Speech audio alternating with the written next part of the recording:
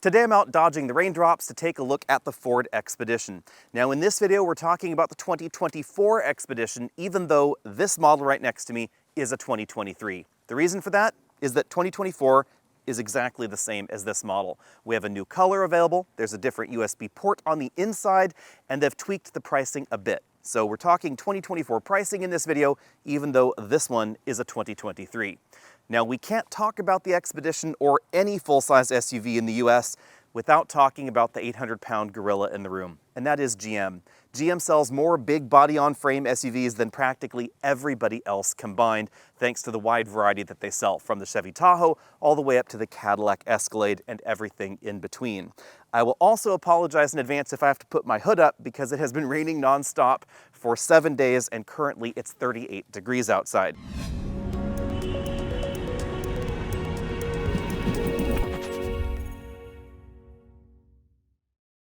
I know some of you had been hoping that 2024 would bring a refresh or a redesign to the Expedition. This last got an interior and exterior tweak in 2022, so this front-end design dates back to then, as do the interior changes. But the bulk of the Expedition dates back to 2018. So logically, 2025, 2026 is probably when we're going to get a refresh or a redesign for this Expedition. The only major change since 2022 is that we now have the more off-road capable version of the Expedition. It's the new Timberline trim. We get extra power under the hood, extra underbody protection, and an extra inch of ground clearance. Also, of course, a tweaked front-end look, because the front-end look is going to change based on the trim level you choose. And today we're taking a look at the Platinum trim in the short wheelbase format. All models, however, do get full LED headlights. We have a distinctive C-shaped accent strip right there, full LED reflectors right there in the middle, and then the LED fog lights a little bit lower on the bumper. One thing that some folks have been surprised about is that we actually don't find an enormous actual cooling grill up front, even though the grill does look pretty large and in charge. Despite rising gas costs, big SUVs are big business in America. Part of that is because we have some new and some revised entries in this segment, like the new hybrid Sequoia, although I will say in advance that hybrid Sequoia does not actually give you better fuel economy than this model, and of course the Jeep Wagoneer, Grand Wagoneer, Wagoneer L, and Grand Wagoneer L. Those are probably the most direct competitors to the top-end versions of this, and of course the Tahoe, the Yukon, and the Suburban. A notable difference between the three American SUV manufacturers and the rest of the competition is that all three of the American companies offer their vehicles in two different lengths. Ford calls the short one just the Expedition, they call the big one the Expedition Max. That takes the length from 210 inches out to 221.9. They do that by stretching the wheelbase from 122.5 out to 131.6 inches long. The big recipient to that extra stretch is the cargo area in the back, and that makes this a little bit different than the stretch in the General Motors triplets. If you get a Suburban, the Yukon XL, or the extended wheelbase Cadillac, the third row changes a little bit. It gets a little bit of extra room, but the cargo area gets most of the stretch. In the Expedition and Expedition Max, the second row and third rows remain in exactly the same spot, and that's also what we find in the Wagoneer and Grand Wagoneer L. So if you want the extra legroom, you want to take a look at the GM vehicles. If you want more cargo room, then all three are going to improve the cargo room in the big body version. And that is a pretty significant difference between this and something like the Toyota or the Nissan full-size SUVs. There is no long wheelbase version of those, and the cargo areas in the back are both pretty small.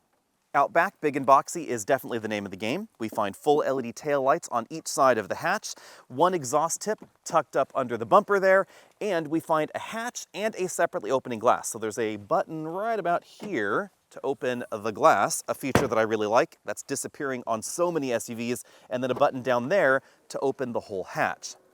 I can't imagine too many people taking their big SUVs to an off-road park, but if you want to go further off the beaten path, again we have that Timberland trim. It raises the ground clearance from 9.8 inches up to 10.6 inches. But you should know that this does not have an adaptive air suspension available like we do find in the Jeep or in the GM vehicles. On the other hand, it does have a road preview adaptive suspension system available, and that's what this model has. It effectively uses sensors on the vehicle to map the road ahead, and then it will adjust the damping characteristics of the suspension in advance of you hitting the pothole.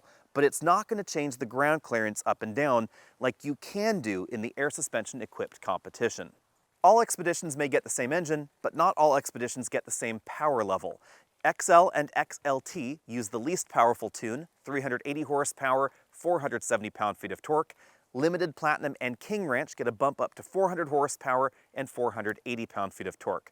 But you should know, 0 to 60 performance is basically the same across all 5 of those trims because the extra power just largely compensates for the added weight of those more luxurious trims and options. If you want better performance, you should look at the Timberline or the Limited Stealth Performance trim. Those bump the engine up to 440 horsepower, 510 pound-feet of torque. All engines are mated to a 10-speed automatic transmission, and you can get the Expedition with rear-wheel drive or four-wheel drive, your choice. There's also a locking rear differential available, of course, for more rugged off-road duty. Fuel economy, that's pretty similar to the competition thanks to the big blocky profile. You'll get between 17 and 19 miles per gallon depending on the options you select. Towing capability is frequently cited as one of the main reasons that people choose full-size SUVs like this, and the numbers definitely bear that out. Towing capacity will go up to 9,300 pounds, and actually most Expeditions you'll find on the lot will tow right around 9,000 pounds, although the base model is rated only to tow 6,000 pounds. So if you do plan on towing those heavier weights, make sure you get the factory tow package.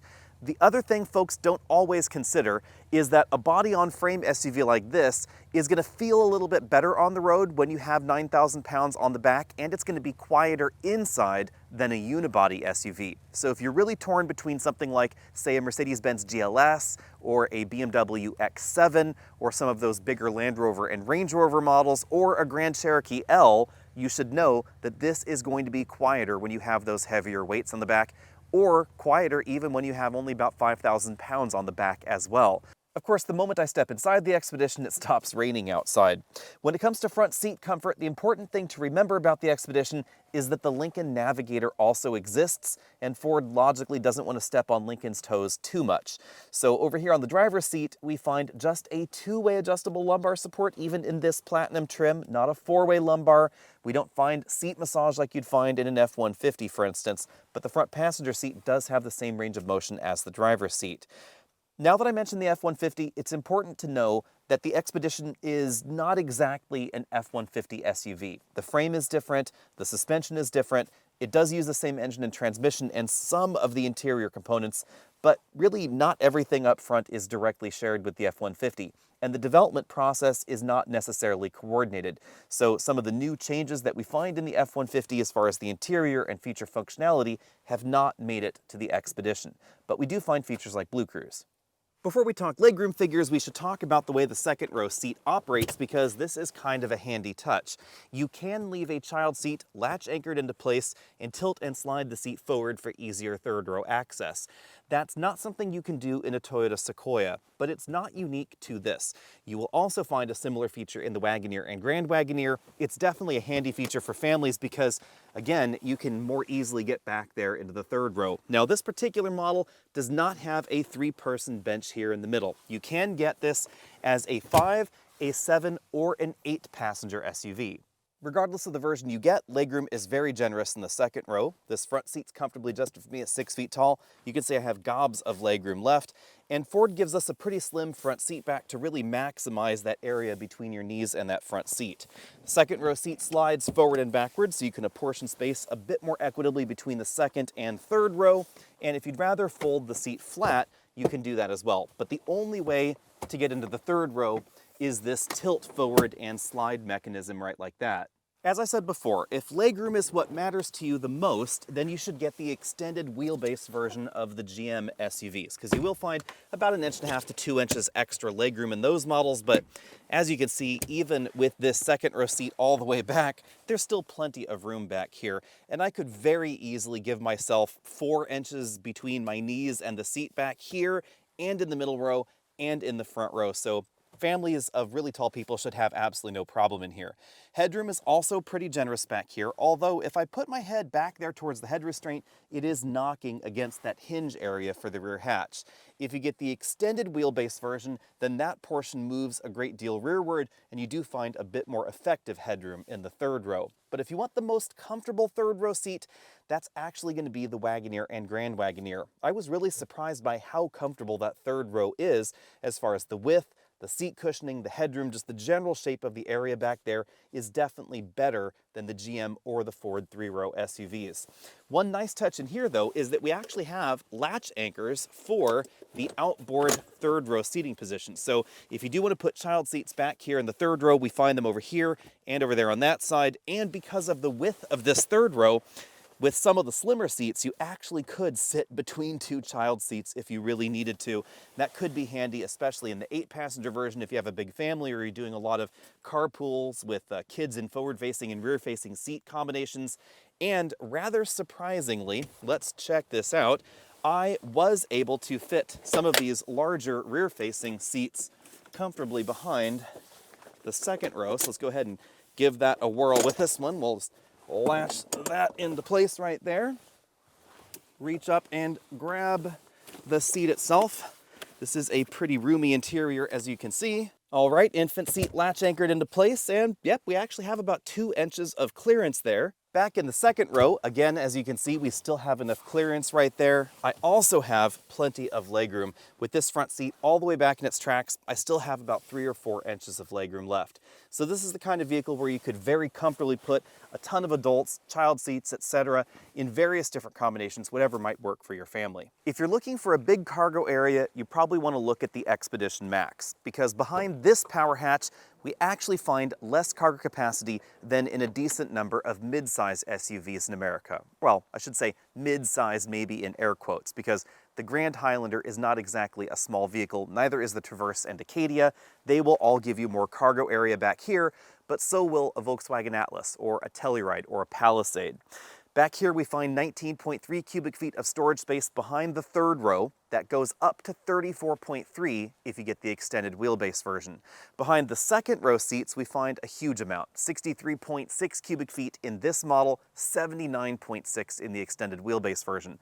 And if you don't really need the third row and you're not looking at top-end trims, you can actually get this as a 5-seat SUV. That's a somewhat unique option. So if you do want the body-on-frame design, a full-size spare, skid plates, etc., that you can bolt on aftermarket because they're not going to come in that base version, you could do that in an Expedition and you could get the extra storage capacity as a result. Because if you don't have the third row seats, you do get some extra storage space in the back. As you'd expect, lots of the buttons on the inside are shared with other Ford models, like the controls for this large panoramic moonroof. It's a big dual pane design. The front pane opens, the back one is of course stationary. It's a very big sheet of glass, even though sometimes it can feel a little bit small in here just because the interior is so large. You can see that it doesn't go quite to the second row passengers' heads. Moving back up front, we find 4-way ratchet style adjustable head restraints, height adjustable shoulder belts there as well. And we find sliding sun visors. They do slide forward and backward to give you a slightly different blocking of the light there. These seats are both heated and ventilated, but again, rather unfortunately, just 2-way adjustable lumbar support. So this seat is not the one from the top-end trims of the F-150. I do think that's a bit of a pity. We have, again, the perforations there with some extra stitching going on the front doors as well. You'll notice the front door style is not quite F-150 either. We don't have that sort of kick up there that we find in the F-150. Reasonable amount of storage space going on in the front doors, obviously harder plastics down there lower. The upper portion of the dashboard is surprisingly made from hard plastics. We then find a stitched insert on top of the hard plastic right here, then one small glove compartment there, more stitched goods right there, and then more of a traditional bin-style glove compartment below. But both of these are a little bit smaller than I would like. I was not able to fit an 11-inch tablet computer inside either one of those. As far as the interior design and interior parts quality, I would say the Wagoneer and Grand Wagoneer are definitely a step above the Expedition. Of course, remember that they start notably higher this as far as their base price. I also continue to find some just little touches in here where the fit and finish is not quite right, and this is something I noticed at the launch event back in 2018, and I had expected them to fix these over time, but you can see that, for instance, that center channel speaker grill right there, it just doesn't quite fit right with the dashboard. I think that's just a manufacturing design issue. Down here, the little blinking lights, those are not visible to the human eye. That's part of the driver monitoring system for Blue Cruise. And then, of course, we have the big LCD right here in the middle of everything. This has basically been borrowed out of some of the other Ford lineup, and it is absolutely enormous. It's running the latest software with that large CarPlay and Android Auto layout right there. You can also see some of those integrated apps. And kind of a nice touch is that even when you're in the smartphone integration, this display is large enough that we still have a huge display down here for things like your climate control, heated steering wheel, the power and volume knob right there. Also some direct access buttons to things like the factory navigation, the media interface if that's what you're using for your tunes, etc. Over here we have a trailer brake controller, the Pro Trailer Backup Assist feature that's basically borrowed right out of the F-150, power button right there. Down here in the center console, we have a rotary shifter. This is not my favorite, but it does work. Less favorite than that is that this is where we find the gear selection for the transmission. I think that's a little bit odd. I would rather have paddles or buttons on the steering wheel, something like that. This button in the center console thing just strikes me a little odd. We don't have any shiny black plastic in the middle, thankfully, here, so this is kind of an imitation wood trim. Dresses things up a little bit more than the shiny black plastic we find in some of the alternatives. Two big cup holders over there, drive mode selector for the different four-wheel drive modes. Right now we're in for auto.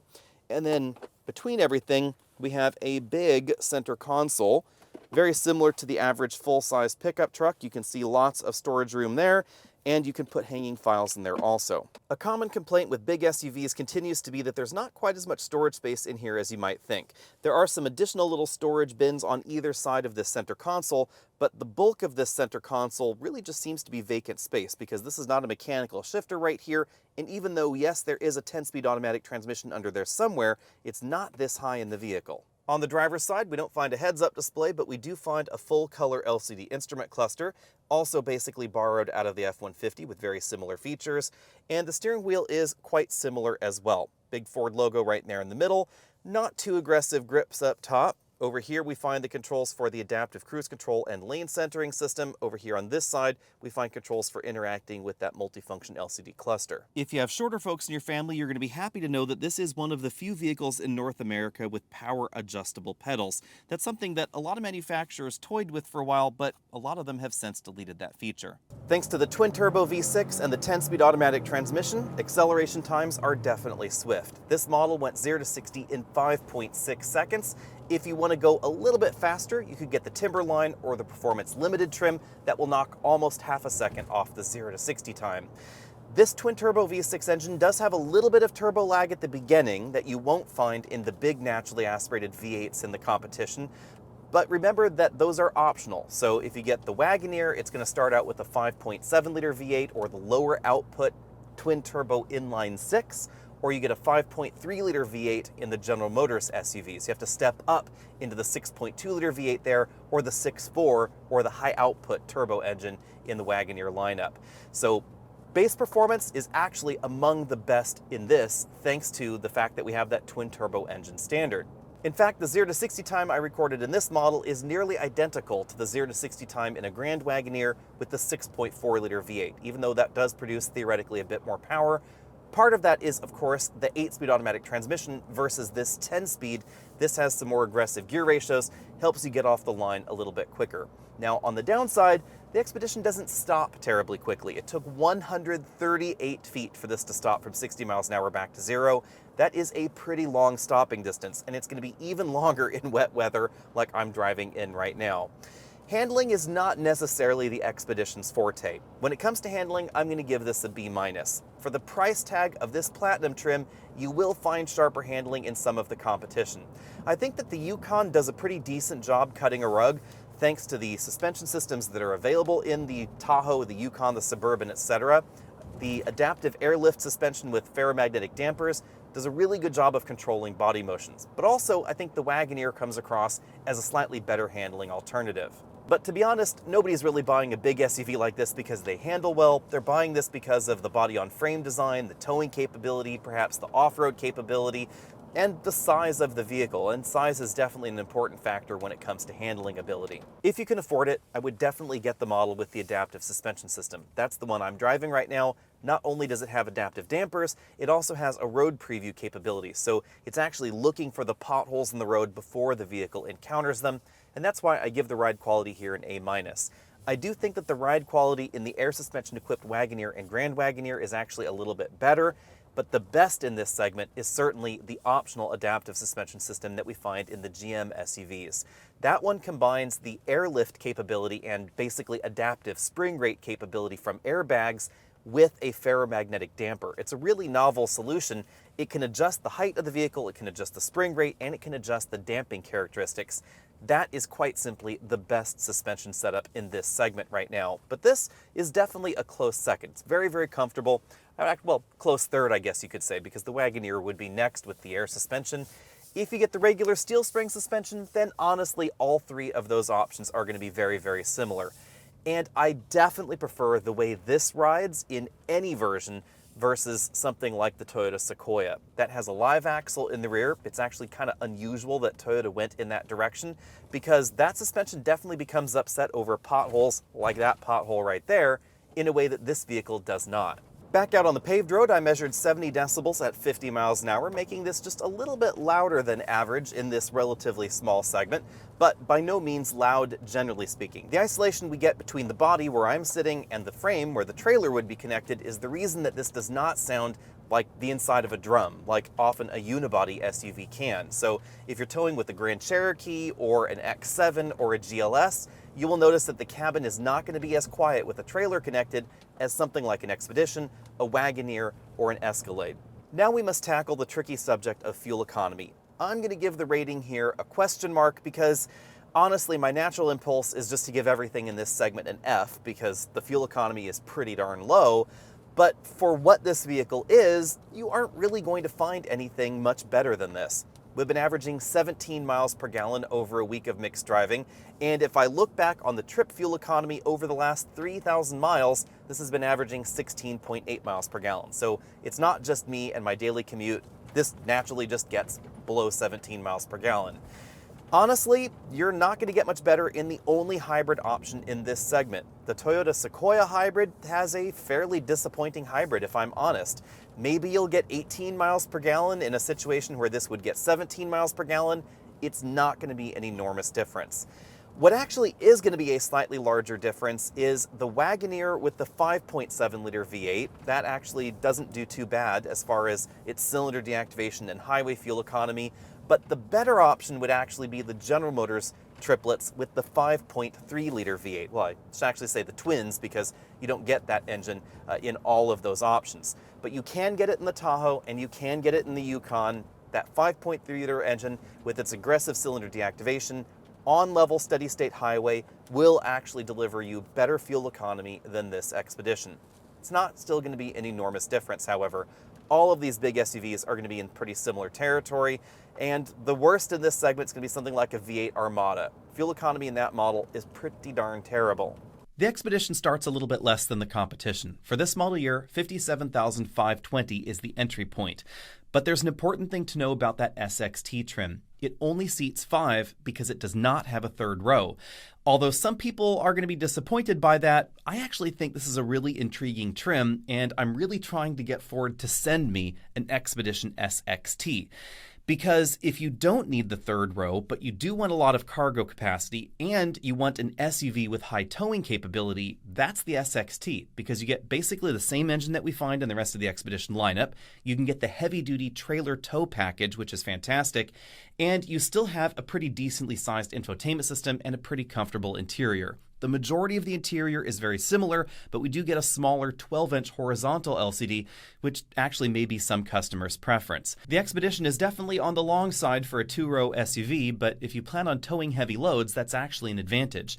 For instance, the new Lexus GX now has a tow rating over 9,000 pounds in some trims, but trailer stability is certainly going to be lower on that GX because of its shorter wheelbase and its smaller dimensions generally. The Expedition will have a significant advantage there. Now that you've committed that pricing chart to memory, let's roll through the competition. Clearly, we have to start with the General Motors quadruplets. The Tahoe, the Suburban, the Yukon, and the Escalade. Then, of course, there's the extended wheelbase Escalade as well. There is a huge amount of variation here, all the way from the lowest trim level of Tahoe or Yukon, all the way on up to the Cadillac Blackwing. And as a result, we're just going to talk really here about the Yukon, Suburban, and Tahoe. The Tahoe starts a little bit less, $58,195. It's a solid value because it starts with the third row and it has that 5.3 liter V8.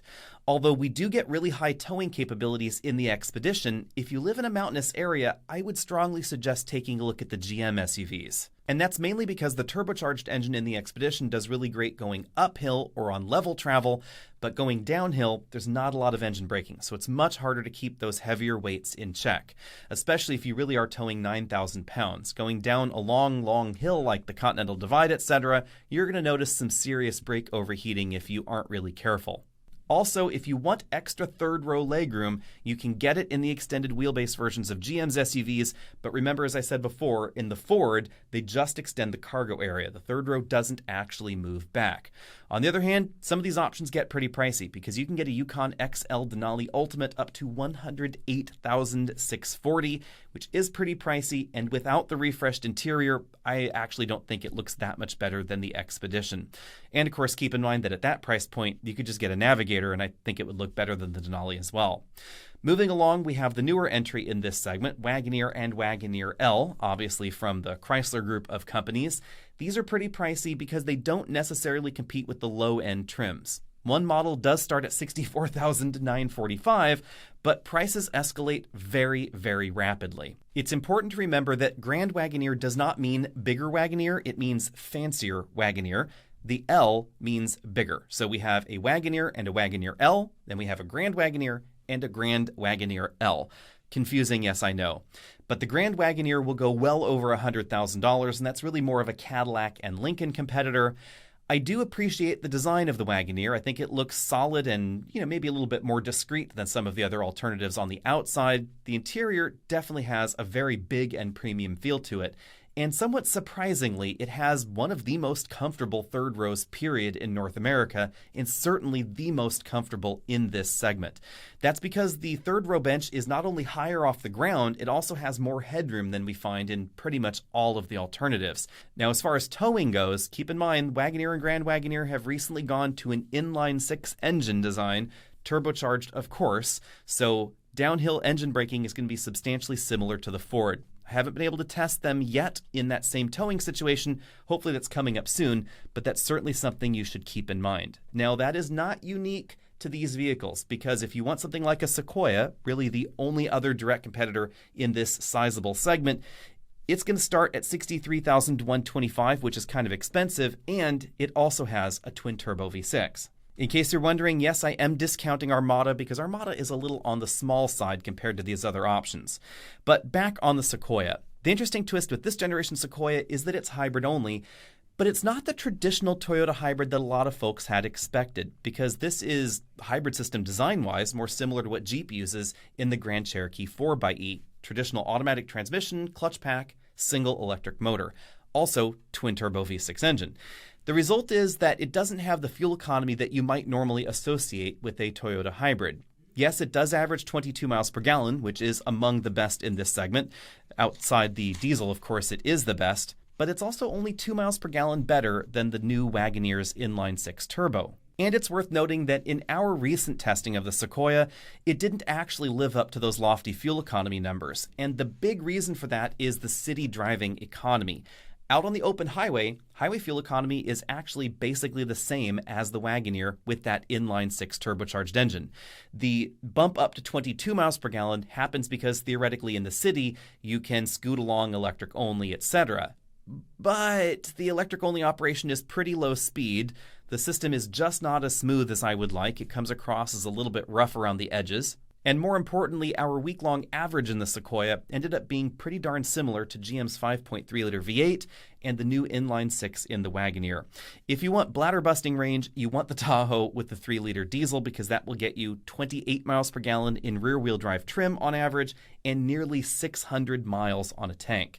The other bummer with the Sequoia, it has a solid axle in the back, and that may sound like an advantage to some folks, and I guess it is if you plan on towing or off-roading, etc. But as far as a usable big SUV goes, it kind of is a bummer, because it means the Sequoia has the smallest third row and the smallest cargo area in this segment by a decent margin, and that's all because of packaging. With the design of the Sequoia, there's really just no way around it. You have the solid axle, then you have the frame on top, then you have the hybrid battery pack, then you have the third row on top of that. And if we take a look at the independent suspensions in the competition, A, there's no hybrid battery pack because there's no hybrid, but also the independent suspension generally runs through the frame unit itself. So they've actually been able to take away a lot of that wasted space and give you not only better suspension performance, better handling dynamics, but also a bigger cargo area and a bigger third row.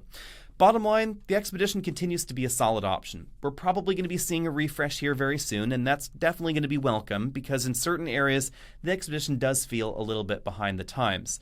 But bear in mind, we don't have the refreshed Tahoe or Suburban just yet. Not everybody is on board with the premium pricing going on with the Wagoneer. The base Wagoneer models tend to feel a little bit rubbery on the dashboard. You have to work your way a decent way up the ladder to get the premium interior features that most people are liking. And then we get that two-row model of Expedition, which I know is controversial, but I'm actually really intrigued about. Let me know what you think about that down there in the comment section below. And if you're shopping for a big three-row SUV in America, what is on your shopping list? Are you looking for something along these lines? Or are you looking for something in that perhaps next size category down that's not quite full-sized, something like the Armada, the QX80, perhaps one of the Lexus models? Keep in mind that the Lexus GX is right in this price point, but it actually is a decent amount smaller. As always, you can also follow us over at Facebook, Twitter, and Instagram, and I'll see all of you next week.